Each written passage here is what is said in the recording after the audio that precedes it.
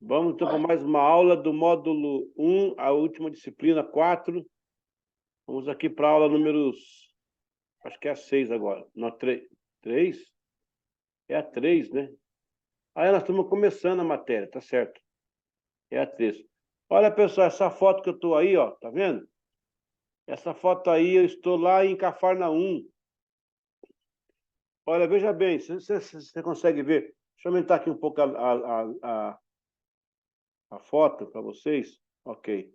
Aqui está melhor, né? Deixa eu mostrar para vocês aqui. Bora lá, olha só.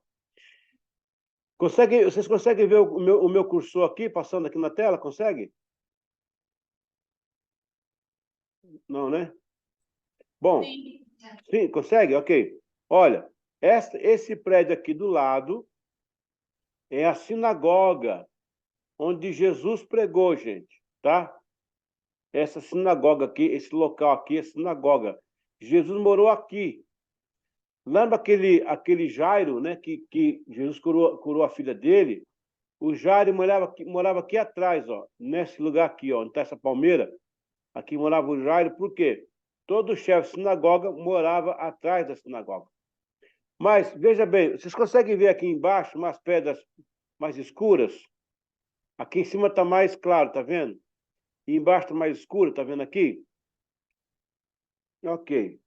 As pedras mais escuras foi as pedras em que Jesus esteve.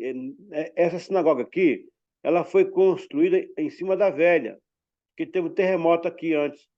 Pode ver que as pedras de cima são as pedras mais delicadas, são mais trabalhadas, tá vendo? Tem aqui um trabalho grego nela. Essa sinagoga ela é mais nova, ela é de 1550. A de baixo é a sinagoga que Jesus pregou. Então, pessoal, essas pedras que vocês estão vendo aí, Jesus pisou aqui e ele viu essas pedras. E vocês estão vendo hoje. Olha que maravilha. Agora imagine vocês estando lá e tocar essas pedras, né? É interessante. Então tá aí a sinagoga de Cafarnaum. Cafarnaum significa Caf Nahum, aldeia de Naum. Caf Nahum. Jesus morava aqui do outro lado aqui, ó, morava. E na frente da casa morava o apóstolo Pedro. Olha, interessante essa cidadezinha aqui, tá? Aqui atrás morava o Jairo, do lado esquerdo da sinagoga morava Jesus, na outra ponta aqui morava Pedro, e na minha direita aqui morava aquele paralítico que foi colocado pelo teto, para descer pro teto, pelo teto para Cristo curá-lo. Que interessante, que interessante. Glória a Deus. Vamos voltar aqui. Vamos lá. Aula número 3 agora, né? Quem é o 12º discípulo? Interessante, hein? O décimo... Opa, espera um pouquinho. Acho que botou aqui. Vou botar aqui. Ok, quem foi o 12º discípulo de Jesus após a queda de Judas Iscariotes? Ok. Deixa eu menino aqui, ó. Botar aqui. Alguém está falando aí, Jaqueline? Não, pastor, maximize sua tela. Ela não está maximizada, não. Não? Ué, Não. para mim aqui tá. Deixa eu ver aqui. Vê se muda. Não? Não. Mas dá Peraí, para ver. Porque ela não está totalmente cheia, não, a tela. peraí. Eu acho que eu sei o que é. Acho que eu sei, peraí. Vamos ver Cheia. agora. Vamos ver agora. E agora? Mudou? Mudou, não. Mas tá bom, dá para ir. É para ir? Ok. Todo... Hã? Nada não, pode continuar, pastor. Deixa eu ver. Todos sabemos que aconteceu a Judas Iscariotes. Eram 12 com ele, porém havia mais. E muitos outros seguiam para aprenderem com Jesus. Em certa ocasião, por exemplo, ele enviou 70 discípulos para uma grande missão de evangelização, Lucas 10:1. Depois da ressurreição de Jesus, o grupo dos apóstolos se reuniram e concordaram que o outro discípulo deveria assumir o lugar que era antes de Judas Iscariotes. O nome escolhido foi o de Matias.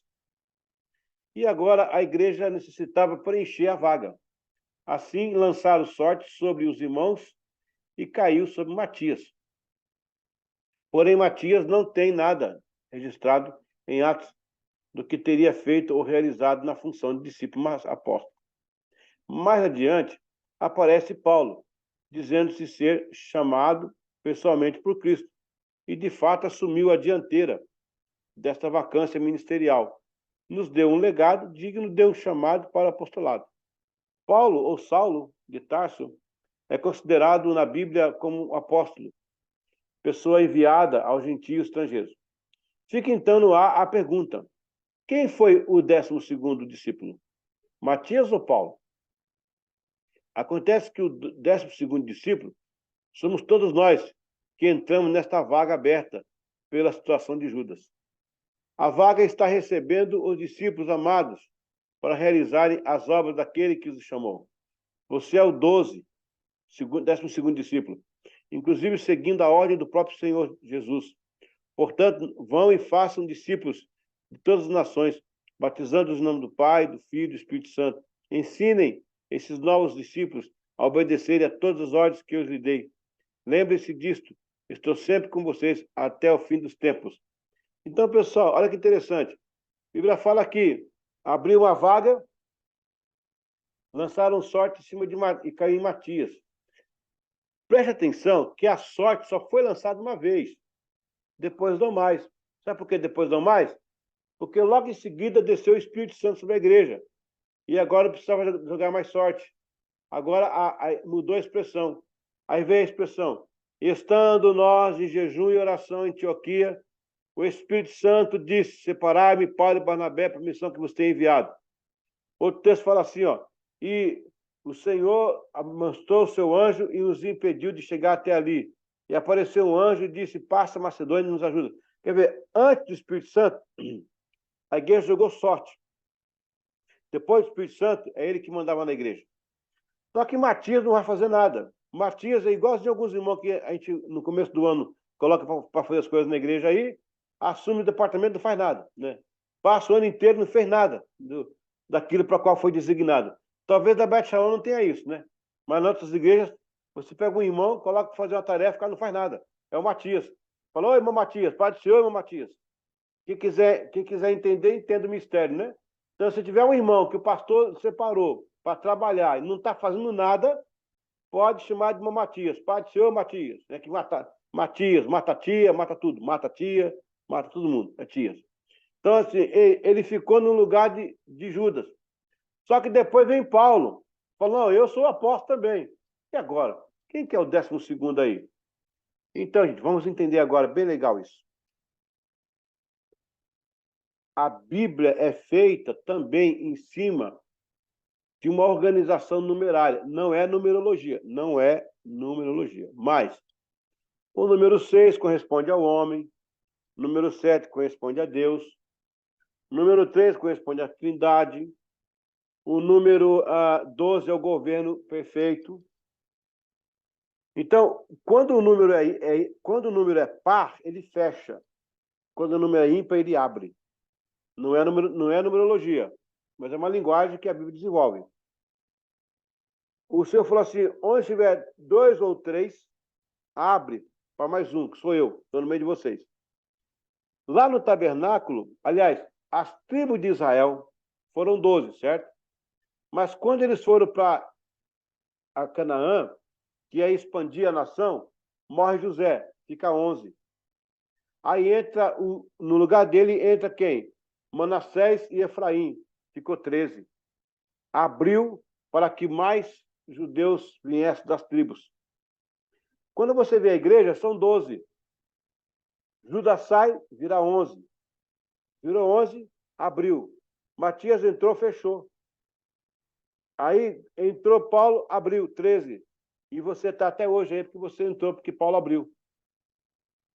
Então, na numeração ímpar, aí, há uma abertura. Você lembra do tabernáculo? Quantas cortinas tinha no tabernáculo? Eram 11 cortinas. 11 por quê? Porque estava aberta. Aberta para quem? Para a igreja. A igreja fecha a cortina. A igreja é a última cortina. Eita, coisa boa. Eram 11 cortinas, cada uma tinha um significado no tabernáculo. Hoje não vou dar o tabernáculo, não tem jeito. Tem que ter, mas cada cortina simbolizava algo no tabernáculo. Eram 11, porque uma estava aberta, esperando chegar à igreja. A igreja é a última cobertura que fecha. Glória a Deus. Interessante, né? Interessante. Vamos lá. Então você é o 13º discípulo. Fala para o seu irmão aí, pode falar para o seu irmão aí, ó. Você é o 12º discípulo, pode falar aí. Você é o 12º. Aleluia. Você é o 12º. Agora diga assim, ó, mas não seja Matias, não, seja Paulo. Eita, não seja Matias, não seja Paulo. Vamos agora. Vamos agora. Oi. Vamos agora entender a família de Jesus. Olha, ele tinha primos, discípulos, né? Ele tinha primos, tias no ministério dele. Olha que interessante isso aqui, gente. Olha que sacada, que negócio legal. Os irmãos e irmãs de Jesus.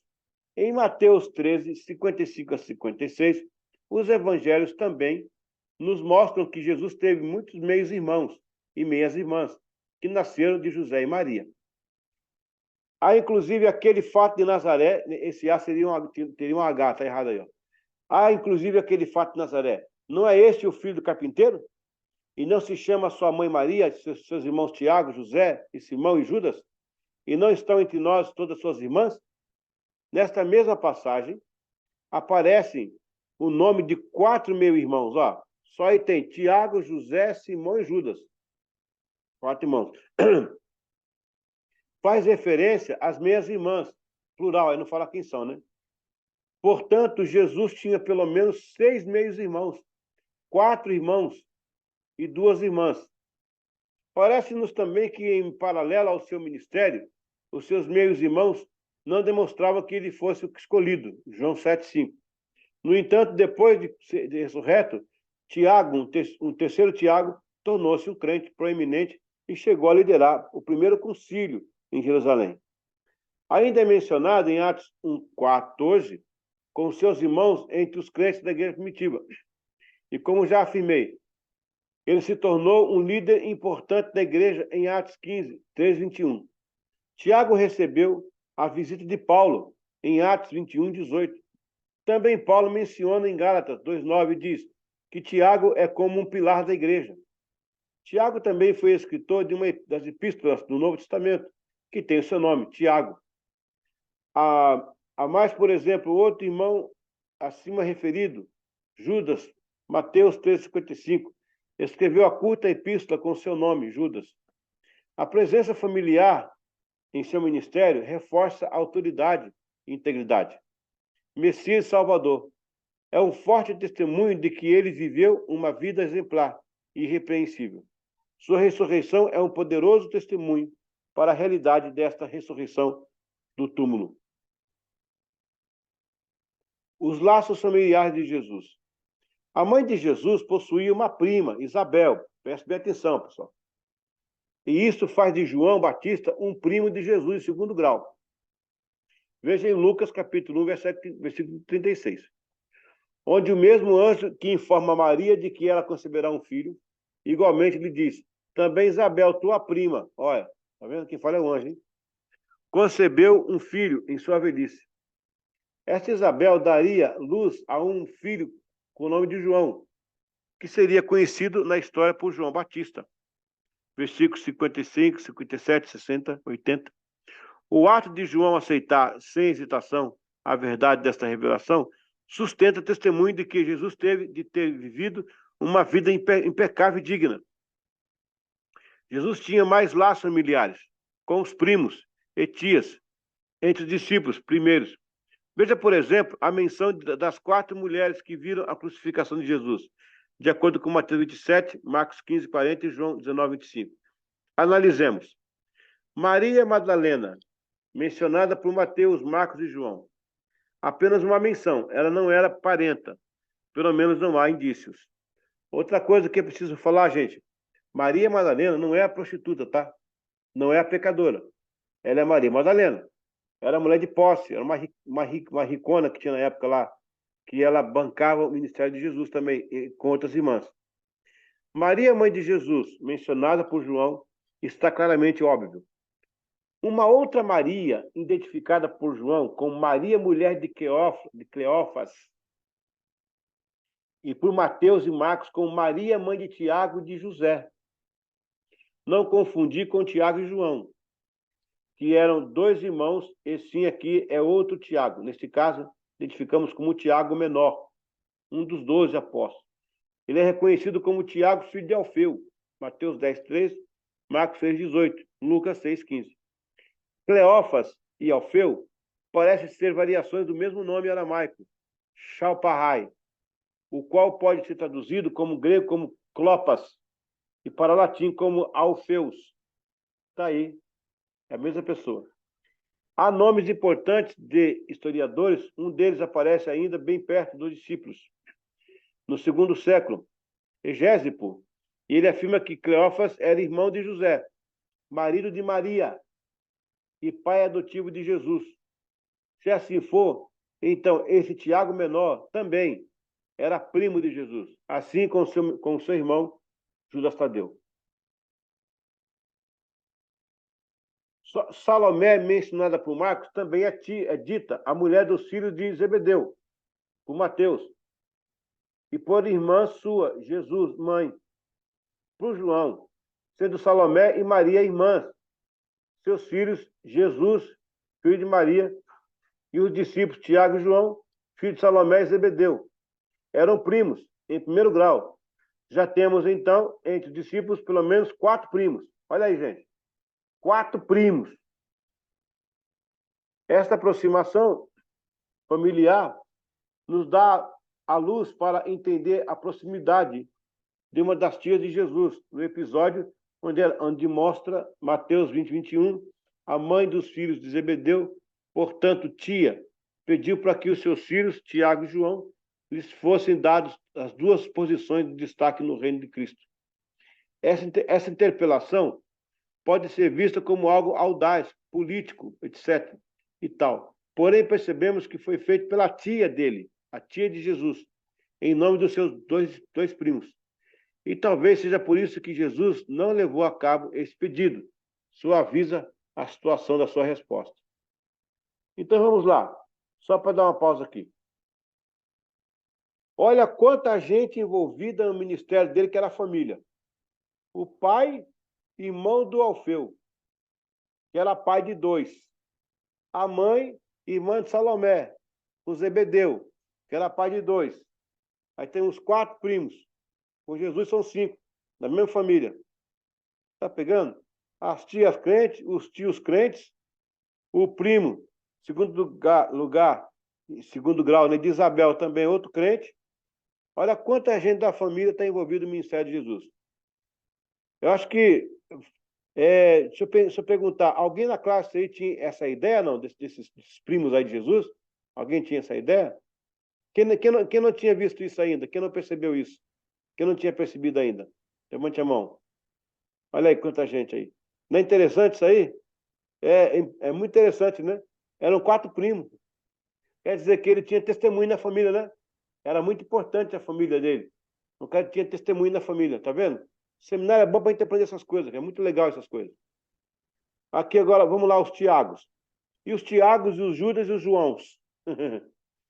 Vão aparecer muito mais nomes, como esses dentro da historicidade do NT. Porém, do círculo íntimo de Jesus, vamos destacar estes: Tiago, Judas e João. Tiago são 3, mencionados no Novo Testamento. O filho de Zebedeu, denominado menor, o filho de Alfeu e o irmão de Jesus. Veja, Tiago, filho de Zebedeu. Este foi o que mais andou com Jesus. Foi morto por Herodes. Atos 12:2. O Zebedeu era marido da Salomé, que era irmã de Maria, que era pai de João e Tiago. Tiago, filho de Alfeu, só vem mencionando na lista dos apóstolos. Fora disso, não há mencionado em nenhum outro lugar. recebe apelido de menor em Marcos 15:40. Assim, Marcos o chamou, talvez se referindo a não ser ele um dos três, e ali um outro Tiago. E por não ter nada que tenha sido feito que destacasse, daí a alcunha o menor. Tiago, irmão do Senhor, autor da epístola, líder tardio da igreja primitiva. Os dois primeiros eram dos 12, e este último, posteriormente, converteu-se depois do ministério de Cristo, que era o seu irmão carnal. Nosso Senhor lhe apareceu, em 1 Coríntios 15:7. Então aqui, ó, nós temos aí, ó, o pai e a mãe de Jesus que eram crentes, Zacarias e Isabel, os primos, tudo crente, João Batista crente, Tiago e João crente, Tiago e Justo Tadeu crente, já tem 9. Salomé e Zebedeu, 11. Cleófas e Maria, a outra Maria. Olha só quanta gente no ministério dele. Que coisa linda, gente. Que coisa linda. Ok. Judas são 3 também mencionados. São 3 mencionados, né? O Iscariote, que traiu Jesus, o Tadeu, primo de Jesus, e Judas, irmão do Senhor, que é escritor da epístola. João, são 3 também.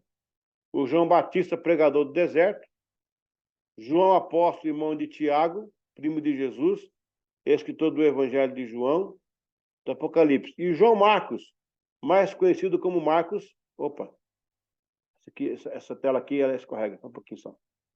Mais conhecido como Marcos. Eita, agora foi demais. Mais conhecido como Marcos, que escreveu o Evangelho de Marcos e foi obreiro de Paulo. O João Marcos é aquele que sai correndo nu, né? Quando Cristo é preso, ele sai correndo nu, sem lençol, no meio da multidão, é o João Marcos. Então são 3 João Batistas aí, ó. O João, né? João Batista, João o apóstolo e João Marcos. O Tiago menor, Tiago maior, Tiago irmão do Senhor, né? E aí vai. Olha que interessante toda essa trama. O que nos leva a crer nesse ponto é que Jesus tinha autoridade familiar, que todo mundo está envolvido de certa forma no ministério dele, de todos os lados, tanto do primeiro escalão, que são os pais e os tios, como no escalão menor, que seria eles e os primos ali rodeados. Então, a presença familiar dele era muito forte. Então, voltando aqui só um pouquinho para recapitular, muito interessante isso, né? A gente viu aqui a questão familiar de Jesus, né? E essa parte aqui importante, do grau familiar, por toda a extensão aqui do seu ministério. Essa presença é muito interessante, muito familiar. Ok, se tiver alguma dúvida aí, alguém... Sim, pode O falar. pastor Belinha colocou uma pergunta no grupo, tá pelo Opa, meu número. deixa eu ver aqui. Belinha,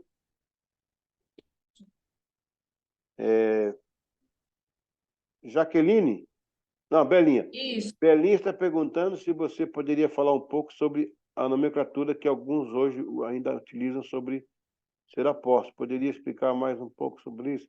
Olha, é um tema interessante. É um tema interessante. O apóstolo, você pode ver por 2 ângulos, tá? Tem o apóstolo de função e o apóstolo de título. O apóstolo de função, Belinha, ainda existe.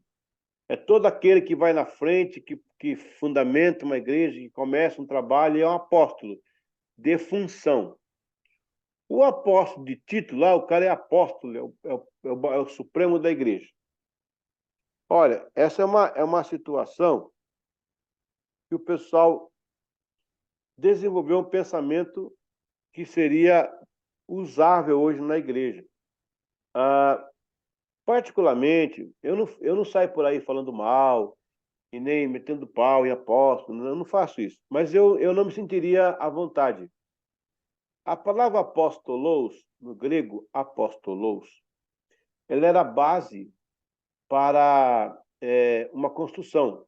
Por isso que o nome é fundamento. Eu não sei quem de vocês mexe com construção aí, mas ninguém coloca brita nas paredes. A brita vai lá embaixo, no baldrame. Quando você faz o alicerce, você põe a brita. A brita, como é que chama a brita aí? Aquelas pedrinhas, é brita mesmo? Como é que chama? A que vai no alicerce. É isso? A brita. Ela vai lá embaixo e tal. Se você quiser colocar a brita na parede, vai ser um enfeite, mas ninguém coloca a brita na parede. Esse é um artefato que vai lá embaixo, né, na construção, que vai se juntar ao ferro, ao cimento, e a brita está lá. Muito bem, apostolos era uma palavra grega que significa fundamento, subentendia que era um artefato de fundamento, que não se usa nas paredes. O apóstolo Paulo, ele fala sobre o edifício que é Cristo, que nós somos o edifício. No edifício não tem brita, tem o acabamento das paredes, outro material, que é material de paredes, tijolos. Então nós somos o edifício de Cristo, né? Edificados por Cristo. Então, apóstolos ali é o fundamento, os que lançaram a base. Agora, se hoje em dia eles usam como título, quem sou eu para julgá-los, né? Eu não posso julgar. Eu estou aproximando só a interpretação do texto, a historicidade do texto. Eu, particularmente, não ficaria à vontade com o título de apóstolo, né? Eu acho que cada um é cada um, mas eu não ficaria, até porque dessa explicação que eu tenho, que é um material que é para fundamento e não para as paredes. E as paredes do edifício de Cristo já está com 2.000 anos, né? E só um edifício que só cresce, cada dia só cresce. Com certeza, nesse edifício tem uma salinha chamada Bet Shalom, está o lugarzinho dela lá, né? Tem outra salinha chamada Assembleia de Deus, tem outra salinha chamada Presbiteriana, e Deus vai agrupando o seu povo em torno de si como edifício de Cristo, né? Somos o edifício de Cristo. Então, é assim que eu penso. Mas eu não posso dizer assim que é pecado, que é errado, que é certo. Eu estou mostrando o seguinte: no tempo de Jesus era uma função, e hoje em dia pode ser função de apóstolo. Meu pai foi um apóstolo, ele fundou várias igrejas. Agora, como título foi uma interpretação mais tardia, uma interpretação mais moderna do nome. E eu não vou aqui questionar isso aí, porque não vai ser a minha área. Mas, voltando, o apóstolo Lous era uma espécie de fundamento, e não para a parede. Então, fica aí a explicação. Espero que tenha alcançado o objetivo. Vocês têm mais alguma aqui? Ok? Então, vamos para a prova, Jaqueline? Sim, vou distribuir agora. Ver se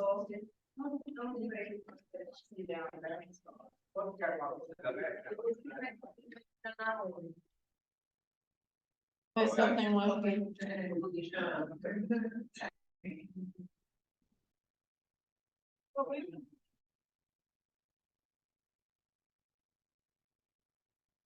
Vamos lá, então? Vamos. Embora. Pergunta número 1. Quais são as cartas do Novo Testamento? Eu falei que estava em negrito, lembra? Quais são as cartas do Novo Testamento? A. Cartas apostólicas. B. Cartas ministeriais. C. Cartas pastorais e cartas gerais. Se você acha que as cartas do Novo Testamento são denominadas como cartas apostólicas, coloca a letra A, de acordo com a lição, né? Porque tem carta apostólica lá também, claro, né? Se você acha que é cartas ministeriais, coloca um B. Se você acha que é cartas pastorais e cartas gerais, coloca um C. Ok? Na projeção ministerial, A. Primeiro vem o apóstolo e depois vem o discípulo. B. Primeiro vem o discípulo e depois vem o apóstolo. C. Nenhum nem outro. Depende da necessidade. Se você acha que na projeção ministerial primeiro vem o apóstolo e depois que vem o discípulo, coloca 2A. Se você acha que primeiro vem o discípulo e depois vem o apóstolo, coloca 2B. Mas se você acha que nenhum nem outro, depende da necessidade, coloca 2C.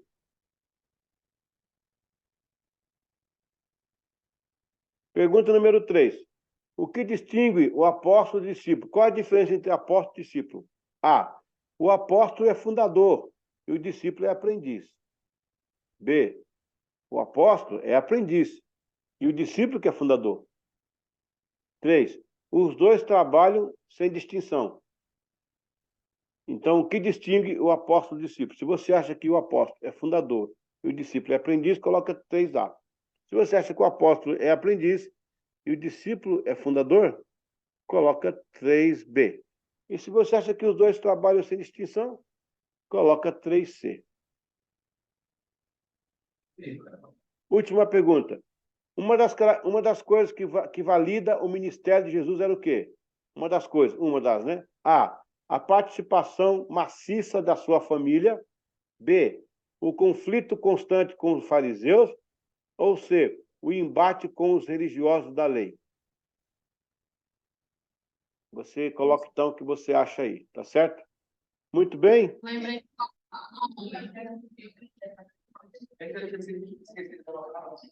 O nome, anota. Ô, pastor Agenil já quer colocar a nota dele, pode? É heresia isso aí. Pode não. O gabarito está com você aí, né, Jaqueline? O gabarito está com você, o gabarito, né? Ah, tá sim. Pronto, deixa eu ver. Pessoal, Deus abençoe. Uma boa semana para todos. Até semana que vem, se Deus quiser. Já no quadro, visto no quadro. Aleluia. Tamo junto. Amo vocês, viu? Saudade de vocês. Paz.